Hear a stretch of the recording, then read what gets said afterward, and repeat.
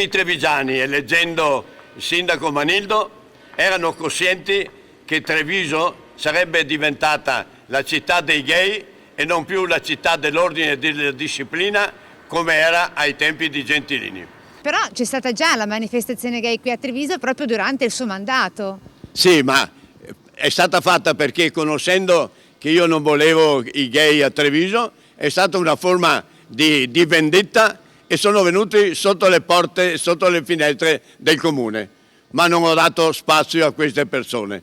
Io non ho niente contro i gay, però che restino nei loro club, nelle loro intimità, ma vedere uomini con le mammelle o due uomini che si baciano, due donne che si baciano e che mostrano, ostentano gli attributi femminili e maschili, per me fa schifo. E a questo punto vorrei sentire anche cosa pensa il vescovo. È una vergogna e Treviso non meritava questo